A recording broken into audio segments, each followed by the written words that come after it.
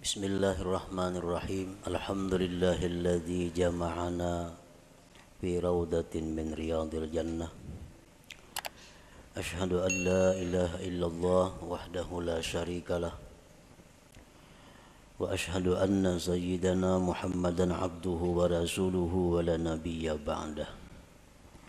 Allahumma salli wa sallim wa barik ala sayyidina wa maulana Muhammadin Abi Zahra Fatimah wa ala alihi wa ashabihi wa dzurriyyatihi wa atba'ihi ila yaumil qiyamah, amma ba'd. Yang kita hormati dan kita cintai para habaib dan para alim ulama, para muhibbin hadirin hadirat rahimakumullah. Alhamdulillah wa syukrulillah, kita panjatkan kehadirat Allah yang telah mengumpulkan kita di tempat ini, di tempat yang disebut oleh Rasulullah sallallahu alaihi wasallam raudatun min riyadil jannah, satu taman dari taman-taman surga. Kita berharap dan memohon kepada Allah agar selalu dikumpulkan dalam kebaikan dan takwa sampai akhir hayat kita, amin ya rabbal alamin. Salawat dan salam kita haturkan kepada junjungan kita Nabi besar Muhammad sallallahu alaihi wasallam dan kepada seluruh keluarga, para sahabat, zuriat dan pengikut beliau sampai hari kiamat nanti. Para muhibbin rahimakumullah, al-hikmatu tsalitsah minal hikamil ataiyah. Qala al-Imam Ahmad ibn Athaillah As-Sakandari rahimahullah wa nafa'ana bi'ulumi. Hikmah yang ketiga daripada al-hikam al-ataiyah. Berkata al-Imam Ahmad bin Athaillah rahimahullah wa nafa'ana bi'ulumi, sawabiqul himam la takhriku aswaral aqdar. Sawabiqul himam la takhriku aswaral aqdar. Artinya keinginan yang cepat, himmah yang kencang tidak akan bisa menembus pagar takdir Allah Subhanahu wa ta'ala.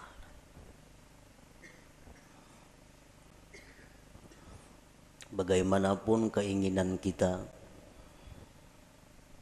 kuat dan kencangnya itu keinginan kita, kada akan bisa merubik atau menembus pagar-pagar takdir Allah Subhanahu wa ta'ala.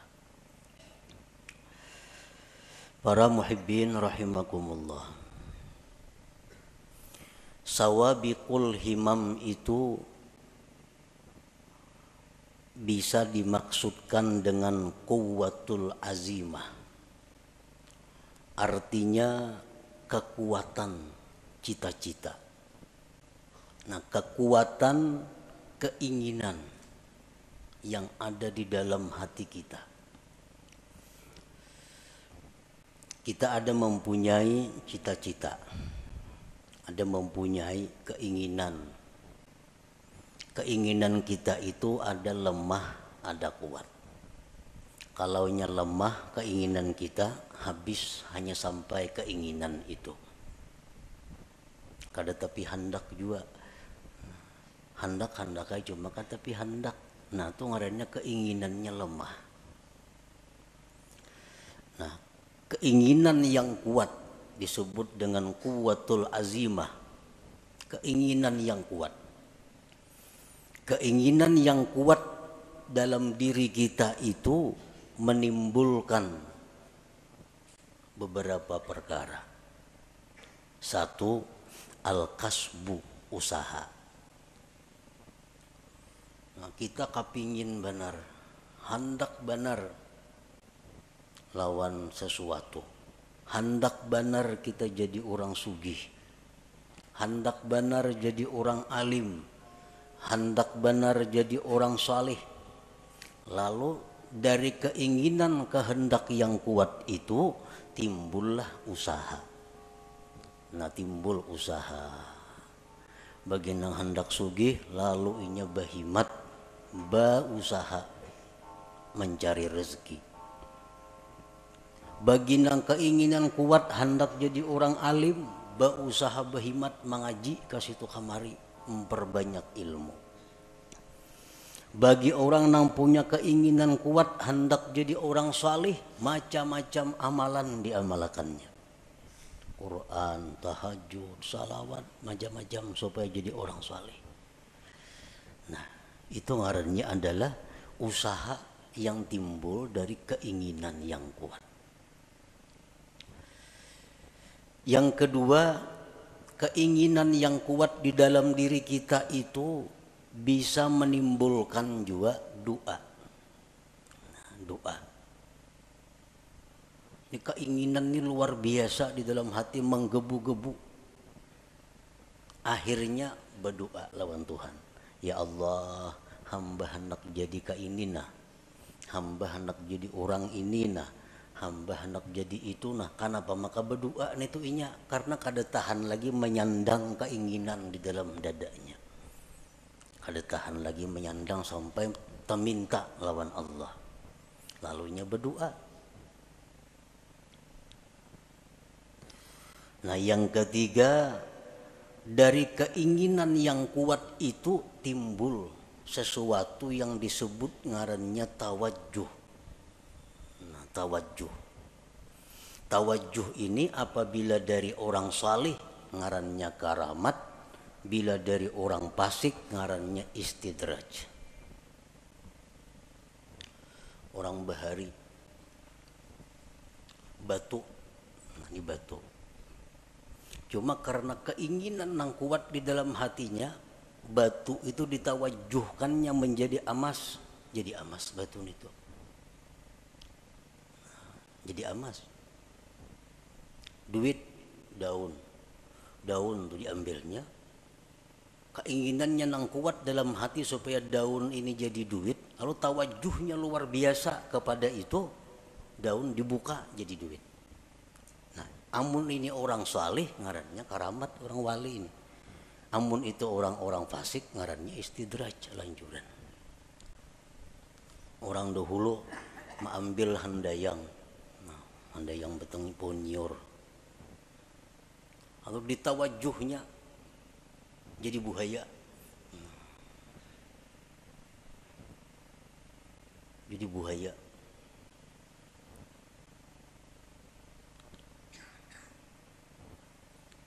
Kenapa bisa jadi buaya? Maka handayang nyiur. Karena nang ini orang punya keinginan kuat di dalam hatinya supaya jadi buaya, lalu timbul tawajuh yang kuat, nah jadi buaya. Nah jadi 3 macam itu usaha tadi, doa atau tawajuh itu berasal dari kekuatan cita-cita di dalam hati kita. Nah kekuatan cita-cita di dalam hati kita yang menimbulkan usaha atau menimbulkan doa atau menimbulkan tawajuh tadi, la yahsulu kullun minha idza aradal aqdar.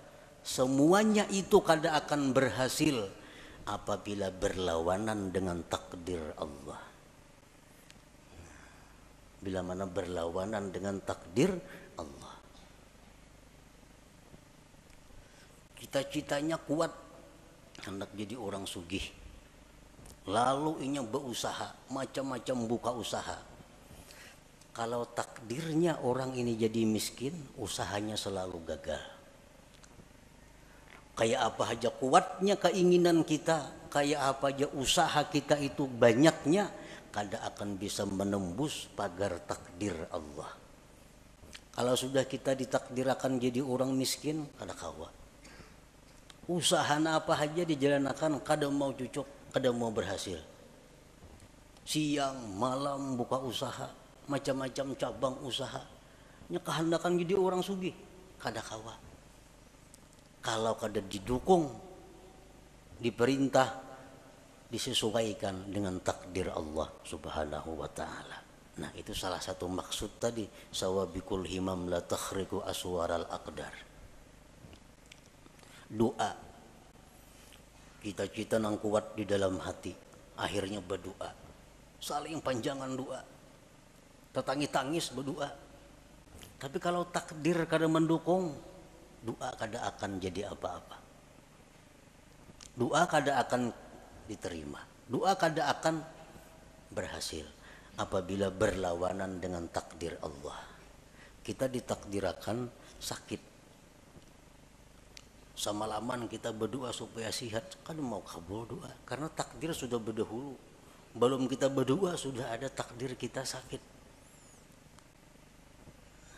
Jadi doa kita kayak apapun hebatnya, walaupun doa dari nabi, doa dari wali, ismul a'zam macam-macam dibaca, kada mau berhasil kalau itu sudah bertentangan dengan takdir Allah.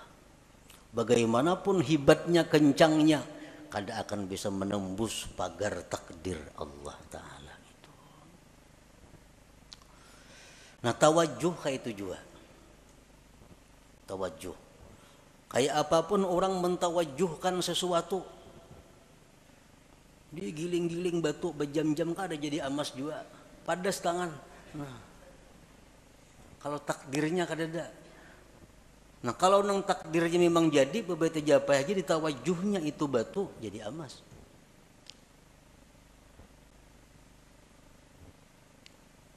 Jadi usaha, doa, tawajuh, la yahsulu kullun minha, tidaklah berhasil seluruhnya itu idza aradal aqdar, bila bertentangan dengan takdir Allah Subhanahu wa taala. Kenapa usaha, doa, tawajuh tadi kada berhasil bila berlawanan dengan takdir? Li'annaha min jumlatil asbab. Karena itu usaha, doa, tawajuh itu termasuk bagian daripada asbab itu. Bagian dari sebab. Wal asbab la tu'athir, asbab itu kada memberi bekas. Nah, asbab memang kada memberi bekas. Doa misal, kita berdoa kabul, pandirannya bana aja kabul tuh, kisahnya kabul. Padahal memang takdir Tuhan. Memang takdir Tuhan. Kalau asbab itu kada memberi bekas napa-napa, doa kah, usaha kah, tawajuh kah, ngarannya gin sebab, dan sebab itu kada memberi bekas. Pas berdoa aja kabul, kadanya doanya takdir sudah berdahulu bertunggu. Takdir sudah berdahulu menunggui. Kalau kisahnya doa nang kabul, padahal kada. Doa itu bagian dari sebab. Wal asbab la tu'athiru, sebab itu kada memberi bekas.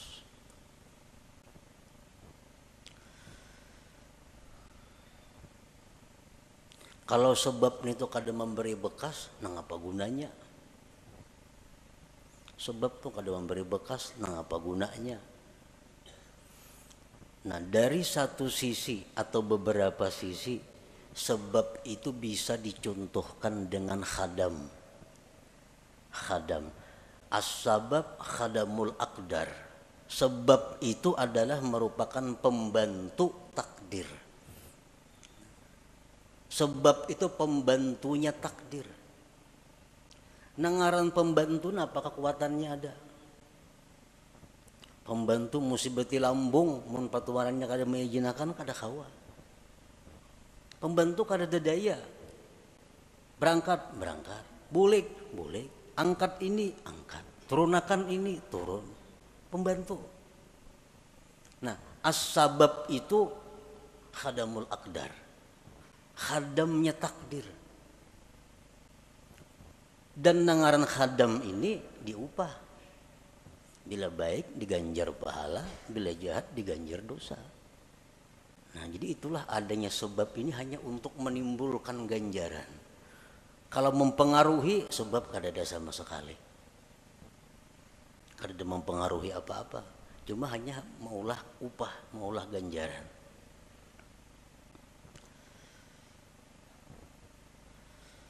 Nah, para muhibbin rahimakumullah, faman i'taqada annal asbab tu'athir fahuwa kafir.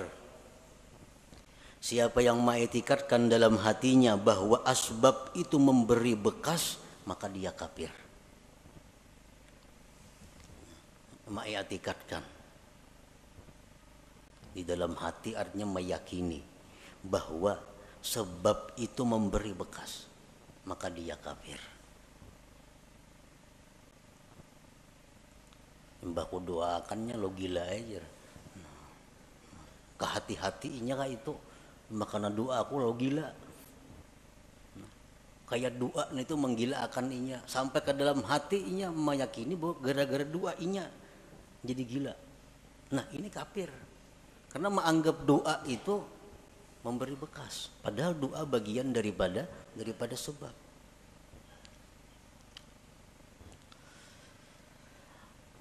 Wa man i'taqada annal asbab tu'assiru bi quwwatin ja'alaha Allah biha fa huwa fasik.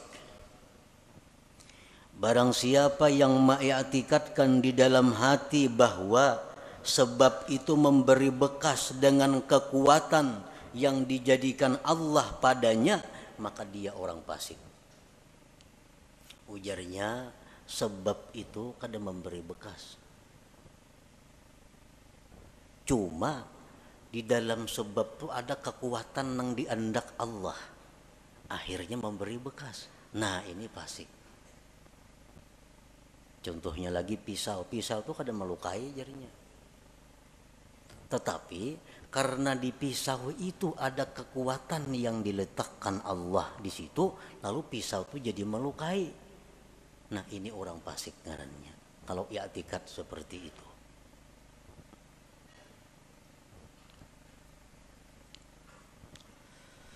Wa man i'taqada annal asbab la tu'assiru wal mu'assiru huwallahu wahdah lakin mata wujidatil musabbabat fahuwa jahil. Dan siapa yang mengiktikadkan bahwa sebab itu tidak memberi bekas, yang memberi bekas itu hanyalah Allah semata, tetapi apabila ada sebab maka ada musabbab, maka itu orang namanya jahil. Ngarannya jahil. Ujarnya sebab itu kadang memberi bekas, nang memberi bekas itu Allah wahdah, Allah semata. Tetapi jarnya bila ada sebab ada musabbab. Nah ini orang jahil ngarannya. Api itu kadang membakar, nang membakar itu jarnya adalah Allah. Kalau api itu kadang memberi bekas, yang memberi bekas itu Allah. Tetapi jadi bila tagatuk api pasti luyuh. Nah, itu orang jahil ngarannya. Ini orang jahil. Banyaknya orang yang dibakar api kada luyuh. Nabi Ibrahim contohnya. Karena api dalam api kada sing luyuhan, kedinginan lagi sidin. Nah, ini menunjukkan bahwa ada sebab belum tentu ada musabbab. Wa man i'taqada annal asbab la tu'athir wal mu'athir huwallahu wahdah wujudus sabab la yulazimu wujudal musabbab fahuwa muwahhid.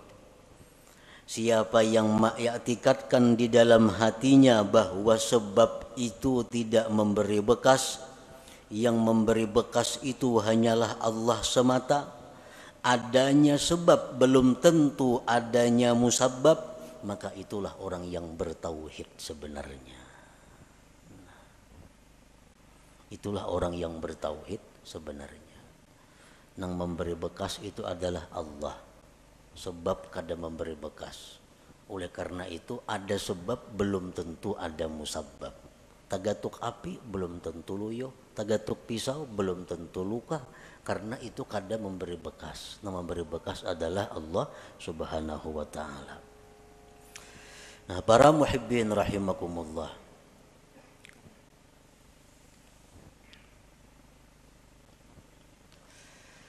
jadi termasuk di antara sebab tadi adalah al-kasbu, usaha. Usaha itu sebab. Yang kedua doa, doa itu sebab. Yang ketiga tawajjuh, tawajjuh itu pun ngarannya sebab. Oleh karena itu banyak usaha kita nang kada berhasil, banyak doa kita nang kada terwujud, banyak tawajjuh orang-orang nang gagal.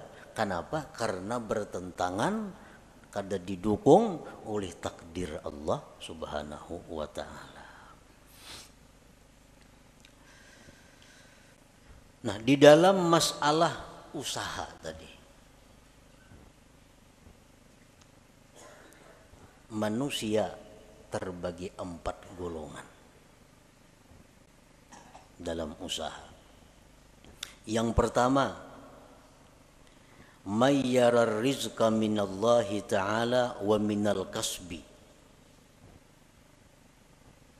Ada orang yang melihat atau meyakini rezeki itu dari Allah dan dari usaha.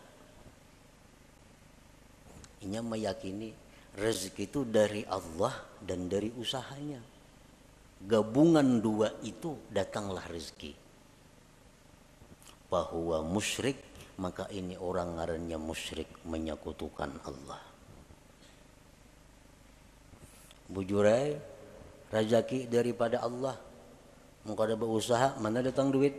Nah, itu orang musyrik itu kada boleh dietikatkan dalam hati.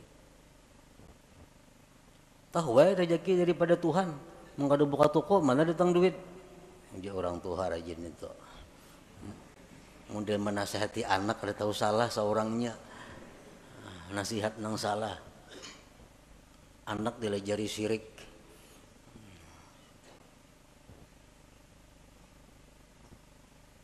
Mayyara rizqa minallah ta'ala wa minal kasbi fahuwa musyrik. Yang kedua, mayyara rizqa minallahi ta'ala wa la yadri ayyu'tihi amla fahuwa syakkun munafik. Orang yang melihat atau meyakini rezeki dari Allah, dia sudah tahu rezeki dari Allah, kada daripada yang lain. Rezeki dari Allah. Cuma inya kada tahu, aku ini diberi Tuhan kah kada kah? Bujur aja rezeki dari Allah. Cuma aku ini adakah jatah kada adakah? Nah, ini orang munafik karannya.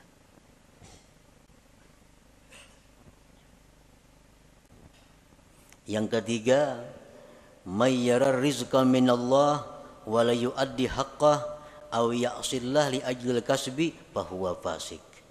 Orang yang mengetikatkan bahwa rezeki itu semata-mata daripada Allah, tetapi dia kadang menunaikan hak hartanya, atau dia maksiat kepada Allah karena menjalankan usahanya, bahwa fasik, maka ini orang fasik ngarannya. Bujur ya, hatinya bulat, rezeki dari Allah, bukan dari yang lain-lain, tapi usahanya ramak-rampuk, haram ia juga, nang halal mau jua, usahanya berdusta mau jua, zakat memotong mau jua. Nah, ini orang fasik ngarannya. Yang keempat, mayyara rizqa minallah wahdah wa akhraja haqqahu wa la ya'sillah li ajlil kasbi fahuwa mu'minun mukhlis. Orang yang mengetikatkan bahwa rizki dari Allah semata dan dia mengeluarkan haknya dan dia tidak maksiat kepada Allah karena usahanya, maka itulah orang mukmin yang mukhlis, yang murni ngarannya.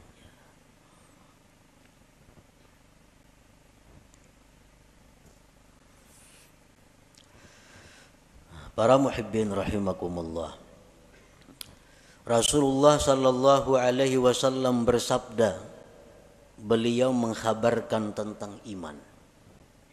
Antu'mina billah wa malaikatihi wa kutubihi wa rusulihi wal yaumil akhir wa tu'mina bil qadari khairihi wa syarrihi. Ujar Nabi, iman itu adalah kamu beriman dengan Allah, Allah mempunyai sifat 20 yang wajib, 20 yang mustahil, 1 yang harus. Nang nyaman kayak itu aja. Yang kedua, beriman dengan malaikat. Malaikat itu makhluk Allah nang suci, nang diciptakan Allah, jumlahnya hanya Allah nang tahu berapa. Kita hanya wajib tahu 10. Wa kutubihi, wajib beriman dengan kitab-kitab Allah. Kitab yang diutus ke dunia banyak, cuma kita wajib tahu 4. Wa rusuluhi, dan rasul-rasul Allah, kita wajib beriman. Rasul Allah banyak, cuma kita nang wajib tahu 25 orang. Wal yaumil akhir, dan beriman dengan hari kiamat.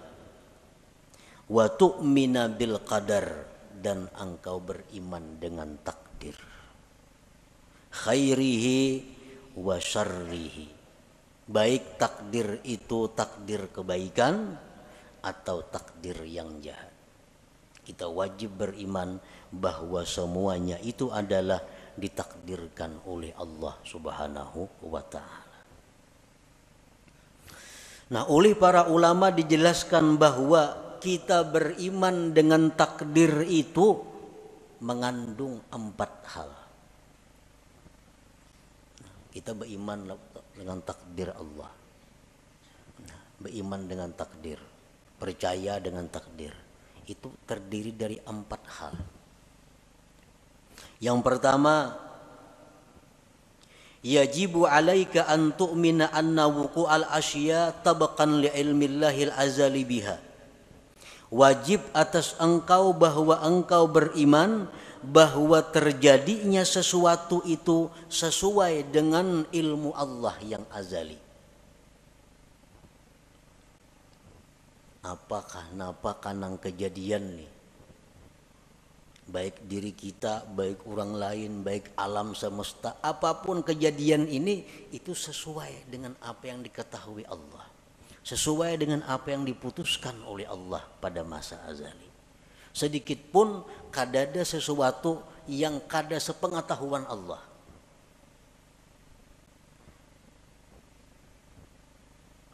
Wajib engkau beriman bahwa terjadinya sesuatu itu sesuai dengan ilmunya Allah.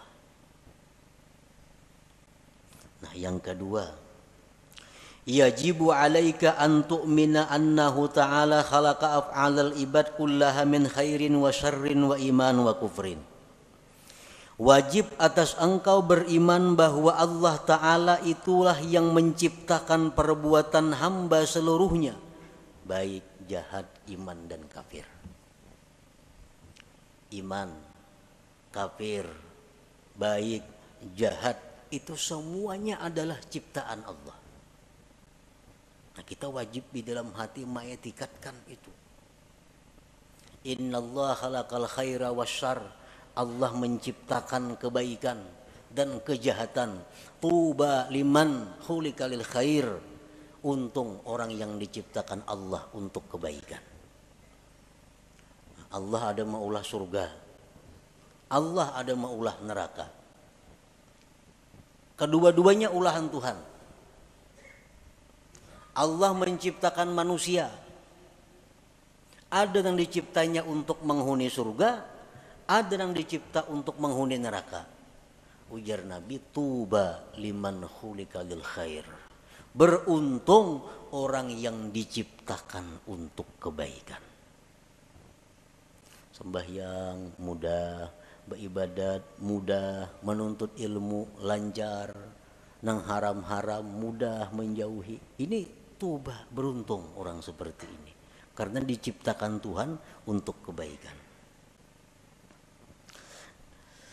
Yang ketiga, yajibu alaika an tu'mina, wajib engkau beriman anna ma qaddarahullah fi azalihi la budda min wuku'ihi wa ma la yuqaddiruhu yastahilu wuku'uhu. Wajib engkau beriman bahwa sesuatu yang ditakdirkan Allah itu pasti terjadi, dan yang tidak ditakdirkan Allah mustahil terjadi. itu nang ketiga, nang wajib kita percayai, kita i'tikadkan di dalam hati kita bahwa apa yang ditakdirkan Allah tuh pasti terjadi. Apa yang ditakdirkan Allah itu ampun kita. Apa yang ditakdirkan Allah itu jatah kita. Mau kada mau pasti mendatangi kita. Mun kita kada hendak mendatangi, inyan datangi. Inyan datangi. Ada orang fakir datang kepada Rasulullah sallallahu alaihi wasallam. Diberi Nabi kurma. Nah kurma jenabi ini ampun ikam. Kurma ini jenabi. Jaka ikam kata datang jenabi, kurmanya datangi ikam ke rumah. Jaka ikam jenabi kata datang ke sini, kurmanya nang datang ke rumah ikam karena ini ampun ikam kurma ini. Sesuatu nang ditakdirkan Tuhan itu bukan ampun kita. Nang apa? Karena bukan ampun kita, jatah kita mustahil jadi milik kita. Mustahil jadi milik kita. Mesti beambung kita hendak minta, kada kawa. Amun itu kada ampun kita. Iya nang tadi kita berusaha, kita berdoa, amun nang diminta ini kada ampun kita kayak apa? Peminta ampun kita belum minta diberi Tuhan. Nang sulit ini kita minta nang kada ampun kita, lalu kada kabul doa itu. Jadi wajib kita beriman annama qaddarahullah bi azalihi, sesuatu yang Allah takdirkan pada azalnya la budda mi wuqu'ihi, tidak boleh tidak atau pasti terjadi, wa ma la yuqaddiruhu yastahilu wuquhu, dan sesuatu yang tidak Allah takdirkan mustahil terjadi.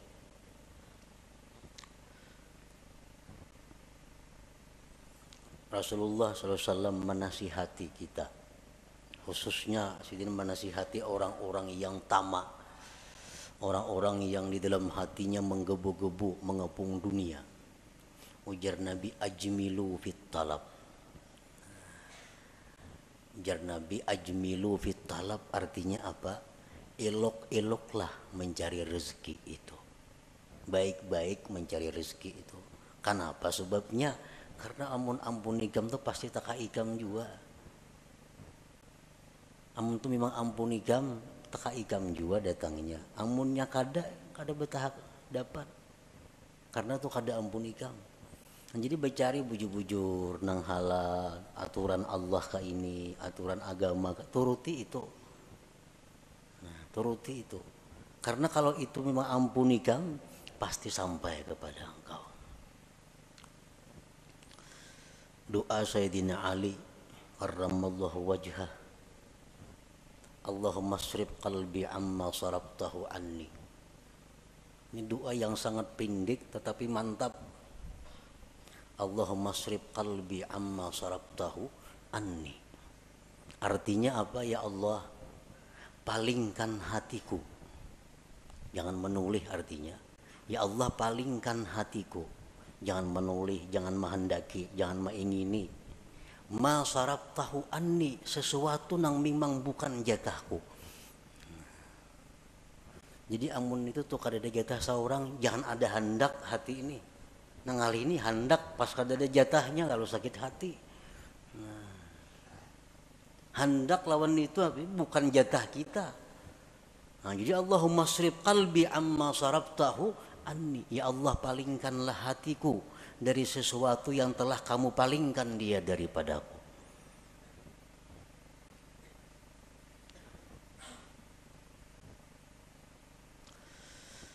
Nah, yang keempat, kewajiban kita terhadap iman tadi, yajibu alaika ridha bima qaddarahullah wa muqabalatuhu bima huwa matlub.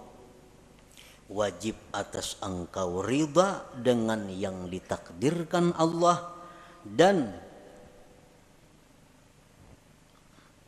membetulinya, menyikapinya dengan sesuatu yang dituntut.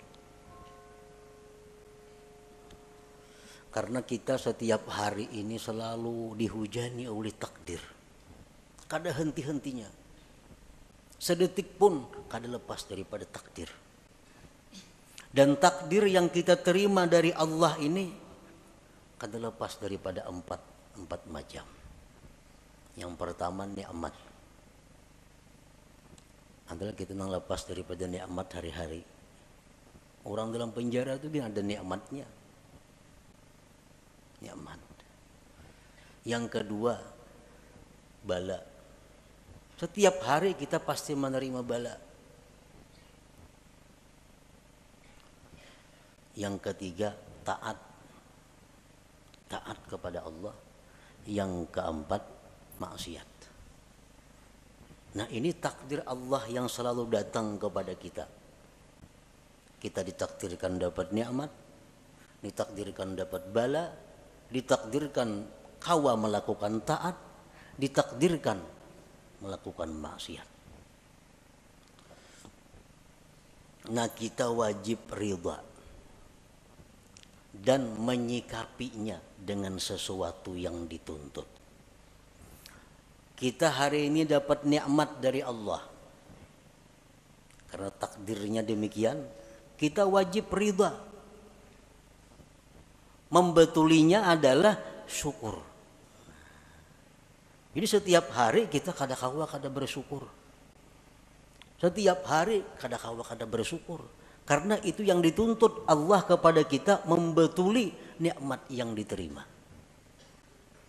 Takdir nikmat ini selalu ada kepada kita. Jadi syukur.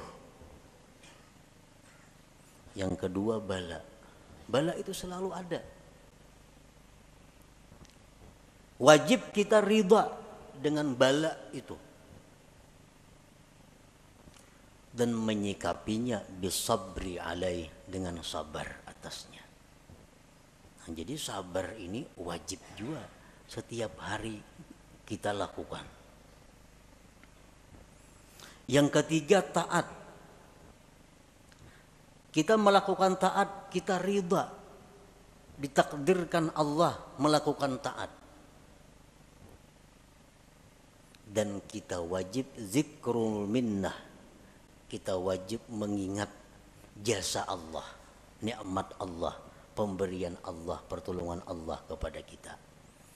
Jadi kita berbuat taat itu yang kita ingat apa? Taufik Allah. Karena taufik Allah kita mampu berbuat taat ini. Nah, kita berbuat taat, ada zikrul minnah, mengingat itu. Ingat bahwa kita ini mampu berbuat taat ini karena ditolong Allah, dibantu Allah, diberi taufik oleh Allah. Yang keempat, maksiat. Nah, kita ditakdirkan hari ini maksiat, kita ridha dengan takdir itu.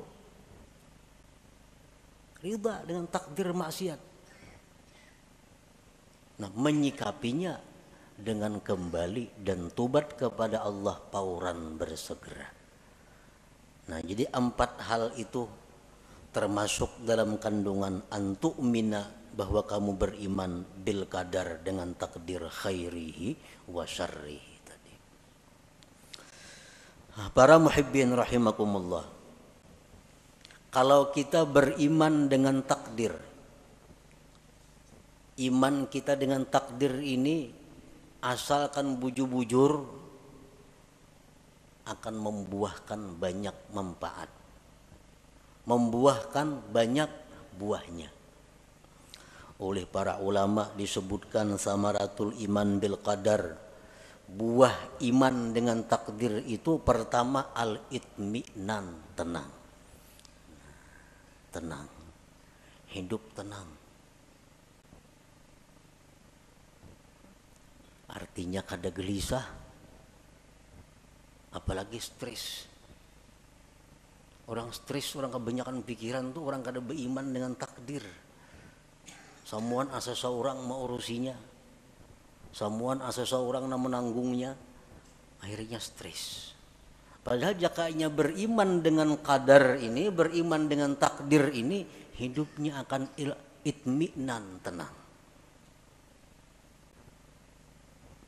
Yang kedua, at-tawakkul. Orang yang beriman dengan takdir, hidupnya penuh dengan tawakal kepada Allah. Yang ketiga, ada mutaubih li khalqillah, kada mau mencela, kada mau meniwas lawan makhluk Allah. Anas bin Malik berkata, aku 10 tahun berkhadam dengan Rasulullah sallallahu alaihi wasallam. 10 tahun berkhadam. Kada pernah Nabi itu meniwas aku. Kenapa kamu kayak ini? Maka aku suruh jangan. Nah, kada mau Nabi kayak itu. Kada pernah Nabi berkata, kenapa kamu kayak itu? Maka aku tangati. Nah,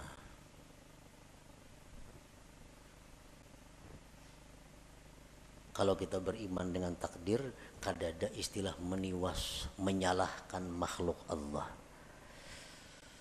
Dan yang keempat, buah kita iman dengan takdir adalah ighlaqu babi syaitan bi'in, walau mengunci, menutup pintu syaitan. Syaitan ini suka mewaswisi hati kita dengan jikalau, andai kata, umpama. Nah, itu pintu syaitan. Ikam pang jalan situ, jaka ikam jalan sana, apa lain tuh kisahnya. Nah, ikam jalan sini sunyi, banyak nang jahat. Makanya ikam kerampukan tuh. Ikam jalan sini, jaka ikam jalan sebuting sana, nah gak ada apa-apa situ. Nah, itu jaka. Ini orang yang kada beriman dengan takdir.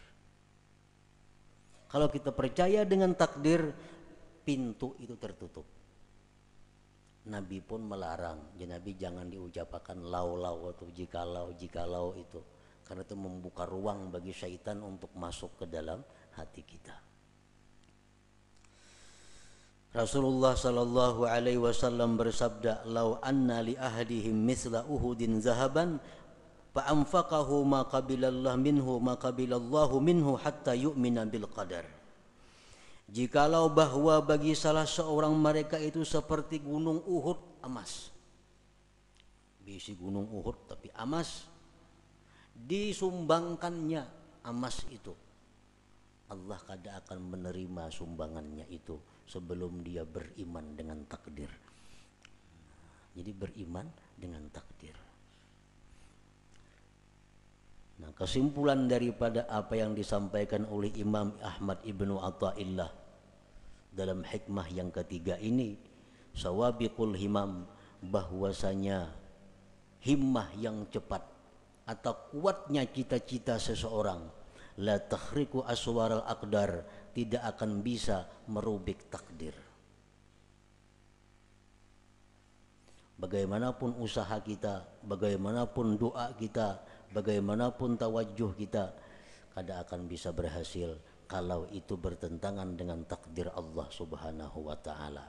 Bukan berarti beliau ini menghimbau kita untuk menjauhi sebab, bukan berarti demikian.